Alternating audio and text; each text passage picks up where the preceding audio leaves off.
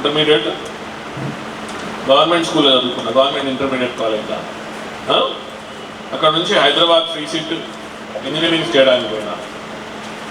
First year free సీటే అది engineering. ఎంత కట్టాలి ఫీజు? 3750 రూపాయలు. నేను ఇది గుర్తుపెట్టుకుంటా, ఈరోజు కూడా గుర్తుపెట్టుకుంటా. 3750 రూపాయలు. ఫస్ట్ టైం 3750 రూపాయలు ఇంజనీరింగ్ కాలేజ్ ఫీజు కోసం మా బాపు అప్పు చేసి తీసుకొచ్చి కట్టింది. అది లాస్ట్. దాని తర్వాత ఆయన దగ్గర 5 పైసలు తీసుకోలేదు. 4 సంవత్సరాల ఇంజనీరింగ్ నేనే ట్యూషన్లు చెప్పుకునేటోని, హోమ్ ట్యూషన్స్ తీసుకునేటోని. రోజుకి 4 గంటలు ట్యూషన్, కాలేజ్ నుంచి వచ్చి సాయంత్రం ట్యూషన్కి వెళ్ళి ఇద్దరిద్దరు పిల్లలు ఇంటికి పోయి 4 గంటలు ట్యూషన్ చెప్పేటోని. దానివల్ల 500 ప్లస్ 500 1000 రూపాయలు వచ్చేది.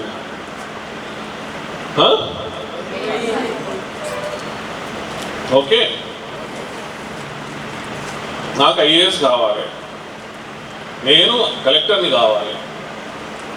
ఉస్మానియా విశ్వవిద్యాలయం యూనివర్సిటీలో అన్న ఏం పుస్తకాలు చదువుతారే, ఐఏఎస్ కావాలంటే ఏం చదవాలి, ఎలాంటి పుస్తకాలు చదవాలి, నోట్స్ ఇయ్యరాదు, మీరు నోట్స్ తయారు చేసుకుంటారు కదా, ఆ నోట్స్ ఇయ్యరాదు అని కాళ్ళ ఎలా పడితే అది చూసి ఆ పిల్లగాడు ఏదో చాలా నిజంగానే చేయాలనుకుంటానని నోట్స్ ఇచ్చేటోళ్ళు. అంతకుముందు కోటిలా సండే పాత పుస్తకాలు అమ్మేటోళ్ళు రోడ్డు మీద, ఫుట్పాత్ మీద. ఇప్పుడు అమ్ముతారా? ఇప్పుడు అమ్ముతారా? అడిపోయి పాత పుస్తకాలు వెతుక్కొని దాంట్లోంచి సివిల్ సర్వీసెస్ ఎగ్జామ్ కోసం ఎలాంటి పుస్తకాలు చదవాలి, ఆ పుస్తకాలు 200 రూపాయలకు వచ్చే పుస్తకం అక్కడ 10 రూపాయలకు దొరుకుతుంది, 20 రూపాయలకు దొరుకుతుంది. తెచ్చుకొని అవి చదువుకొని నోట్స్ తయారు చేసుకున్నాం. ఐఎంఎస్ఎస్ స్కూల్ బసంత్ నగర్ స్కూల్ టాపర్ని నేను. ఇంటర్మీడియట్ ఏపీఆర్జేసి నిమ్మకూరు కృష్ణా జిల్లా టాపర్ని నేను. Osmania university mechanical engineering gold medallist నేను. పైసలు ఆపినాయా?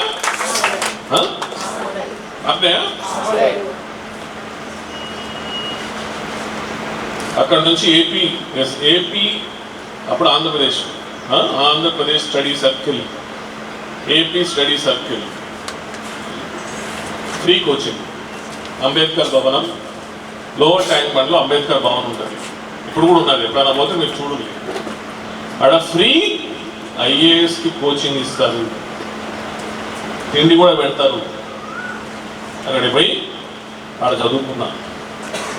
1 సంవత్సరంలో 7 ప్రభుత్వ ఉద్యోగాలు వచ్చినాయి. 7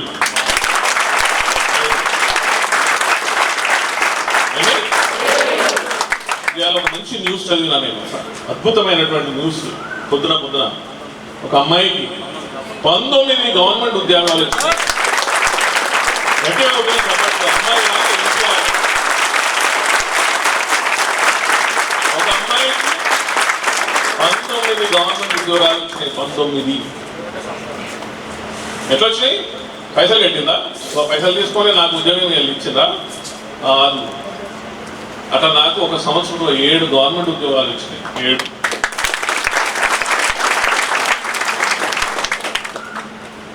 నెక్స్ట్ ఇయర్ ఐఏఎస్కి సెలెక్ట్ అయినా. దేశంలో 55 మంది సెలెక్ట్ అయితే దాంట్లో నా పేరు ఉంటుంది. నేను విషయం ఎన్నోసార్లు చెప్తా. రామగుండం నుంచి హైదరాబాద్ పోవాలని అంటే ప్యాసింజర్లు కూర్చొని పోవడానికి ఒకప్పుడు ఆ పైసలు ఉండేవి కావు. అందుకని ఇంటికి అసలు బసంత్ నగరే పోయేటోని కాదు, హైదరాబాద్లోనే ఉండేటోని. మళ్ళీ బసంత్ నగర్ పోతే మళ్ళీ ఇంజనీరింగ్ ట్రైన్ ఇక తీసుకోవాలి కదా, పోయటమే కాదు.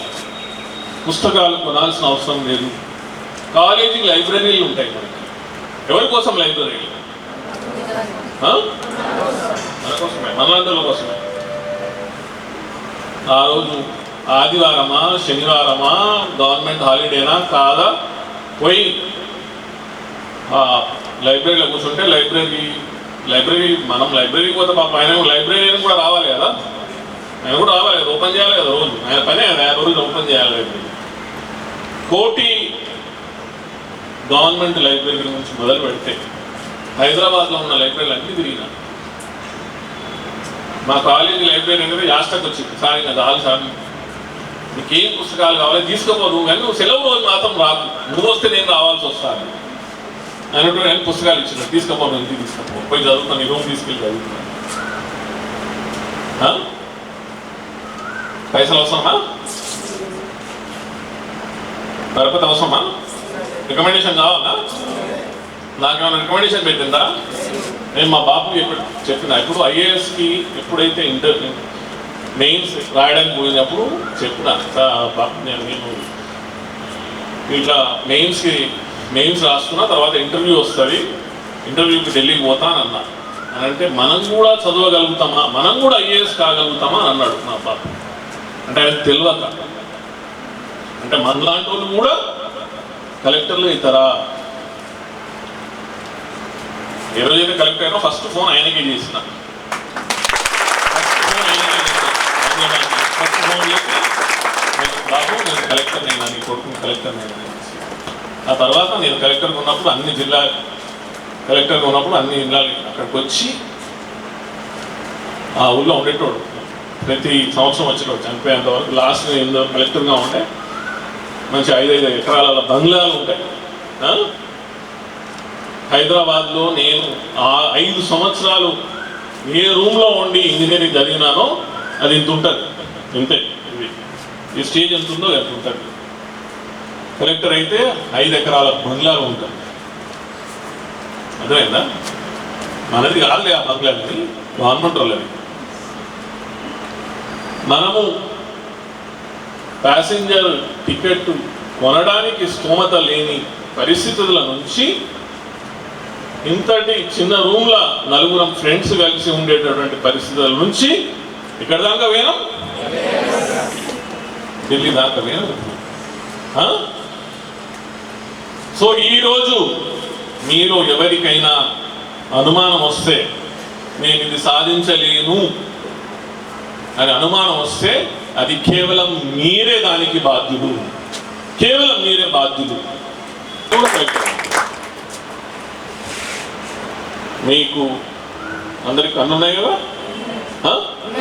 అందరికి కాళ్ళు ఉన్నాయా, చేతులు ఉన్నాయా, గుండె ఉందా, గుండె ధైర్యం ఉందా, అది రావాలి. నా దగ్గర ఇది ఉందా, అది ఉందా, అది లేదా, ఇది లేదా, అది లేదా. సో మనము ఏ లక్ష్యాన్ని సాధించాలన్నా, ప్రపంచంలో ఎవరు పుట్టినని ఏది సాధించలేదు. ఎక్కడన్నా సాధించిన వాళ్ళు ఉంటే చెప్పుకుంది. ప్రపంచంలో ఎవడు ఏది ఉట్టిగానే సాధించలేదు. అలాంటి ఇది ఎవడైనా సాధించితే వాడు ఎట్లనైతే ఎదుగుతాడో అట్లనే కింద పడతాడు. ఎందుకంటే వాడి కాళ్ళ మీద వాడి ధైర్యంతో, వాడి కష్టంతో పైకి వచ్చిన వాడు కాదు. వాడు ఎవడైతే స్వతహాగా తన కష్టాన్ని నమ్ముకొని, తన ధైర్యాన్ని నమ్ముకొని, తన ఆత్మస్థైర్యాన్ని నమ్ముకొని, తన దగ్గర ఉన్నా లేకున్నా, పైసలున్నా లేకున్నా, కేవలం తన కష్టాన్ని నమ్ముకున్న వాడే ఈరోజు ఏదైనా స్థాయికి వెళ్తాడు. రాజు గారు ఏదైతే ఈ ఇన్స్టిట్యూట్ ఏర్పాటు చేస్తున్నారో, వారు ఏర్పాటు చేసినటువంటి ఇన్స్టిట్యూట్ ఎందుకు వచ్చినా నేను అని ఒకసారి గుర్తు చేసుకోండి.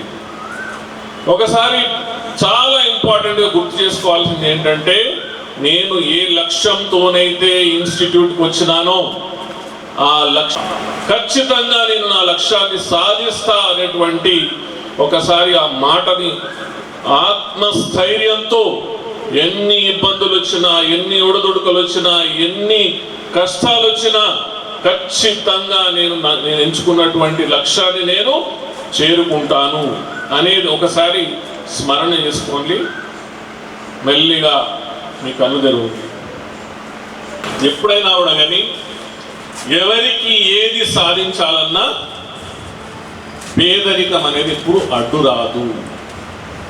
ఓకే, పేదరికం అనేది కేవలం మనము దాటాల్సినటువంటి గోడ మాత్రమే. పేదరికం అనేది మన ఆత్మస్థైర్యాన్ని, ఏ రోజు మనల్ని మనం చేరుకోవాల్సినటువంటి గమ్యాన్ని చేరుకోవాల్సినటువంటి మన గమ్యాన్ని దాటుకొని పోవాల్సినటువంటి దాన్ని ఎప్పుడూ మనల్ని ఆపదు. సో నేను నా గురించి చెప్తా. ఎందుకు చెప్తానంటే, నేను ఇందాక చెప్పినాను కూడా, ఇందాక మిమ్మల్ని గుర్తు చేసుకోమన్నాను కదా, అవన్నీ నేను కూడా గుర్తు చేసుకుంటా. ఎందుకు గుర్తు చేసుకుంటా? ఎందుకంటే మనం ఎక్కడి నుంచి వచ్చినామో, మనము ఏడ పుట్టినామో, ఎక్కడి నుంచి మనము మన జీవితం యొక్క జర్నీని, ప్రయాణాన్ని మొదలు పెట్టినామో అది చాలా ఇంపార్టెంట్. ఎందుకనంటే నువ్వు ఎక్కడికి పోవాలంటే నీవు ఎక్కడ మొదలు పెట్టినావో అది నీకు తెలవాలి. నువ్వు ఎక్కడ మొదలు పెట్టినావో తెలియకుండా నువ్వు ఎక్కడికి పోతావో నీకు తెలియదు. సో నేను ఎక్కడ పుట్టినా? బసంత నగరం అనేటటువంటి ఒక గ్రామంలో పుట్టినా, పెద్దపల్లి జిల్లా. ఈరోజు అప్పుడు ఉమ్మడి కరీంనగర్ జిల్లా. మా తల్లిదండ్రులు, మా బాబు టైలరింగ్ పని చేస్తాడు, ఊళ్ళో టైలరింగ్ పని చేస్తాడు. అక్కడి నుంచి మొదలు పెడితే నేను నా ఇంటిని, మీరు ఎలాగైతే మీ ఇంటిని గుర్తుపెట్టుకున్నారో నేను నా ఇంటిని గుర్తు చేసుకుంటా. అక్కడి నుంచి మా తల్లిదండ్రులు పడిన కష్టాలను గుర్తు చేసుకుంటా. అక్కడి నుంచి నేను ఇప్పుడు ఎక్కడికి చేరుకున్నా?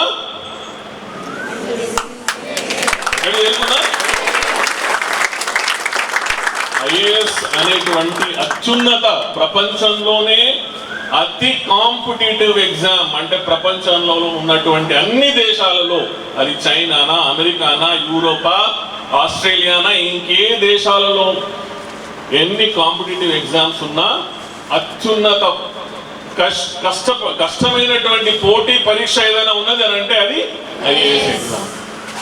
ఒక 10 లక్షల మంది ప్రతి సంవత్సరం రాస్తే కేవలం 55 మంది సెలెక్ట్ అవుతారు. ఎంతమంది? ఈరోజు నేను ఎక్కడ పోస్టింగ్ లో ఉన్నా? ఎక్కడున్నా? రాసిందా? ఢిల్లీలో ఉన్నా నేను. ఎక్కడ?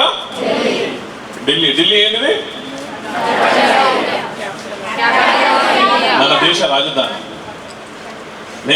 నేను ఆఫీస్ ఎక్కడ ఉన్నదో తెలుసా? రాష్ట్రపతి భవనం నుంచి 200 మీటర్ల దూరంలో ఉన్నా నా ఆఫీస్. నేను ఎక్కడి నుంచి మొదలు పెట్టినా? బసంత్ నగర్ నుంచి మొదలుపెట్టి ఏడి చేరుకున్నా? దేశ రాజధాని ఢిల్లీకి చేరుకున్నా. సో అందుకని మన ప్రయాణంలో పేదరికం, పైసలు, డబ్బు, పరపతి, మనం కోచింగ్ పైసలు కడతామా లేదా, చేస్తామా లేదా, ఇది కాదు మనకు కావాల్సింది. నీలో ఆత్మస్థైర్యం ఉందా?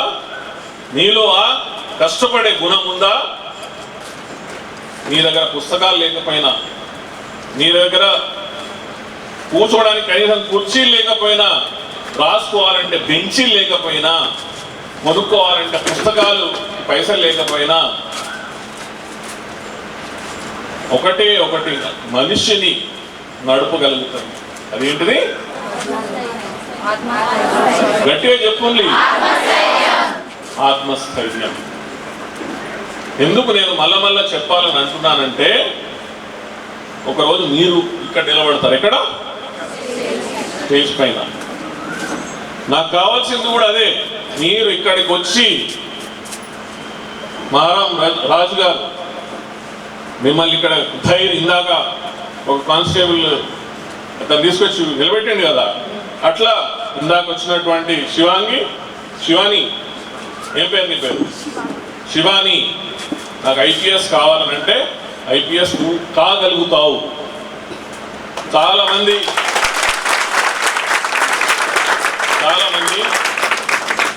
మనల్ని చూసి నేను ఇది సాధిస్తా అది సాధిస్తా అంటే చాలా మంది నవ్వుతారు కూడా, పగలబడి నవ్వుతారు. వీళ్ళకి అవుతుందా, చేయగలుగుతారా, చేస్తారా, అవన్నీ మనం కూడా చేయొచ్చా, అది కూడా సాధించవచ్చా, అక్కడ దాకా మనం కూడా పోవచ్చా, అని మనల్ని చూసి వెక్కిలి చేష్టాలు చేస్తారు. కానీ ఒక రోజు వస్తుంది ఇక్కడ నిలబడి నాలాగా మీరు కూడా మాట్లాడగలుగుతారు.